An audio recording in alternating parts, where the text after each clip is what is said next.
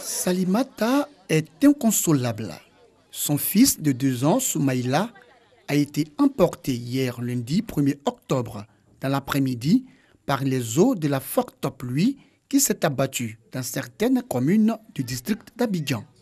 Les faits se sont produits au quartier d'Oku Extension dans la commune d'Abobo.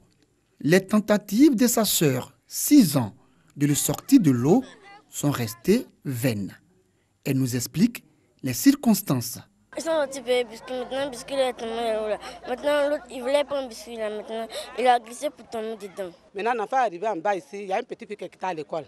Un petit fille a crié qu'un enfant est tombé dans le caniveau. Un petit fille a couru pour venir me dire qu'il y a un petit fille qui a dit qu'un enfant est tombé dans l'eau. Au moment où il s'est de laver à billes, au moment où on est sorti là, on crie, les gens sortent, au moment où il est déjà parti. Selon les riverains, cette situation n'est pas nouvelle dans le quartier. Il s'agit du 3e enfant emporté par les eaux de pluie. Ce n'est pas la première fois. Il y a un enfant qui était tombé dans un caniveau vers l'assaut d'ici. On a retrouvé le corps aux eaux. Et voilà un deuxième incident qui se produit. C'est un cri de cœur, nous sommes fatigués. À chaque fois qu'il pleut, ça emporte un enfant. On ne va pas vivre dans ces conditions pareilles. Il était avec son grand frère. Maintenant, quand il est tombé, son grand frère voulait même le sauver l'enfant. Bon. Après, l'enfant est parti. Donc le grand frère allait appeler mon papa. Au moment qu'il lui vient net, la pluie est déjà... L'heure a déjà remporté un enfant. On a allé chercher vers au jour là. On a tourné, mais on n'a pas encore trouvé un enfant d'abord. On a appelé les pompiers, les policiers sont venus tout ça là, pour venir faire le constat, tout ça là. Le vœu de Salimata, retrouver son fils en vie. Solidaires, les habitants du quartier ont entamé des recherches et espèrent l'aide des personnes de bonne volonté.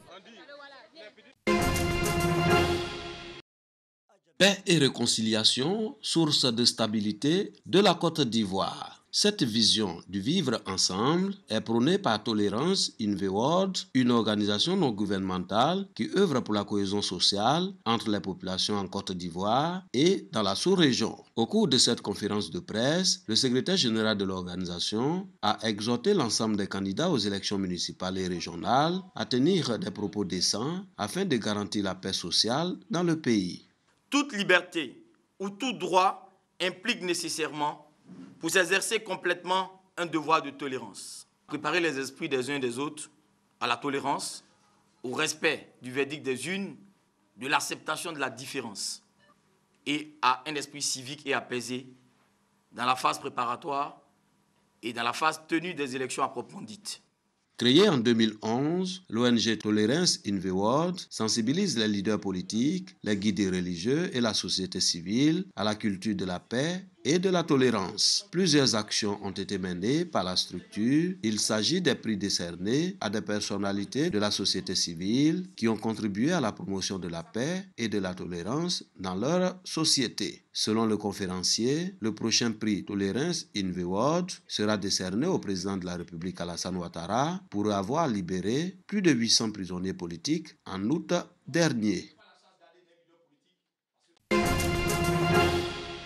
Selon le Fonds des Nations Unies pour la population, 50 à 100 000 femmes souffrent de fistules obstétricales chaque année, une maladie qui se caractérise par une perte involontaire d'urine. Elle intervient généralement après un accouchement difficile effectué sans assistance médicale. Les femmes atteintes de cette pathologie sont souvent rejetées par la société et vivent dans la réclusion et la misère. À Bouaki, 11 femmes exporteuses de fistules ont reçu des kits de réinsertion socio-économique en vue de leur autonomisation, dont de l'AIBF en partenariat avec le Fonds des Nations Unies pour la population. L'action bénéficie du soutien financier de l'Agence de coopération internationale coréenne COICA. Lorsqu'elles sont guéries, il faut qu'elles retrouvent leur dignité sociale, économique et financière.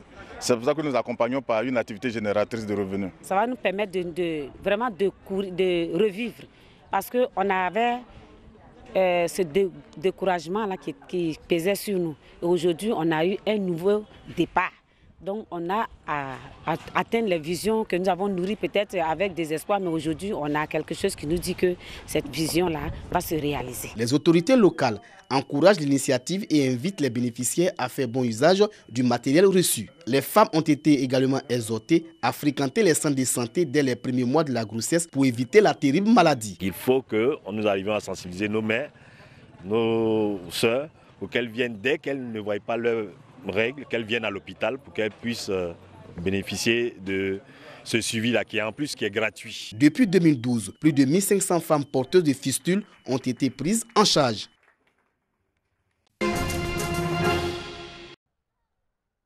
Fin septembre, la saison touristique bat encore son plein sur l'île Lampedusa. Gaspard Natoli, né il y a 50 ans sur cette île, n'avait jamais vu cela depuis longtemps. Nous avons ici la mer la plus belle du monde, je peux vous le garantir. Le seul défaut, c'est que l'île est un peu désorganisée.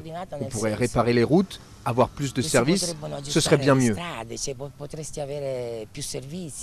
Depuis les années 90, l'île a vu passer les dizaines de milliers de migrants en quête d'une vie meilleure en Europe. Mais la traversée est très risquée. C'est devant cette plage paradisiaque qu'en octobre 2013, plus de 350 migrants ont trouvé la mort quand leur bateau de fortune a sombré au fond de la mer. 5 ans après, l'île est rassurée que les touristes reviennent. La mer est fantastique, les plages aussi, les gens sont très sympas. Personnellement, tout va bien. Et pour être honnête, j'ai vu beaucoup plus d'émigrés à Monza et à Milan qu'ici. En pourcentage, il n'y a pas photo. Je crois que j'en ai vu que 2. En 2018, plus de 2500 migrants ont déjà transité par Lampedusa, venus tout droit de la Tunisie. Et la fuite peut augmenter avec la fin des opérations humanitaires comme militaires près des côtes libyennes. Nous n'avons aucune crainte. Les migrants en provenance de Libye peuvent difficilement arriver ici par leurs propres moyens, car le golfe de Sirte est loin. Le point de départ vers nous, c'est la Tunisie. Le ministre de l'Intérieur italien a récemment annoncé en Tunisie vouloir bloquer les départs depuis ce pays à Lampedusa. On espère que cela suffira à éviter un nouvel afflux de migrants.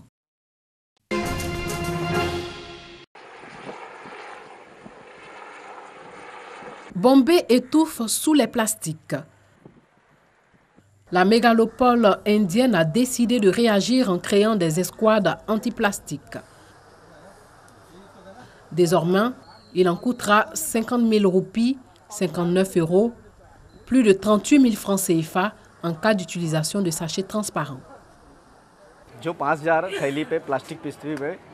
Avant, les gens jetaient les déchets alimentaires dans des sacs en plastique qui étaient ensuite mangés par les animaux. Beaucoup sont morts à cause de ça. C'est bien que les sacs en plastique soient interdits. Je pense que l'amende de 5 000 roupies pour l'utilisation du sachet plastique est très appropriée. Je pense même que l'amende ne devrait pas être seulement de 5 000 roupies. Il devrait par contre cibler les entreprises qui fabriquent les sacs. On arrivera à une interdiction totale. Tout le monde commencera à suivre l'interdiction. Tant que vous ne ciblez pas les entreprises et prenez pas de mesures contre elles, rien ne changera.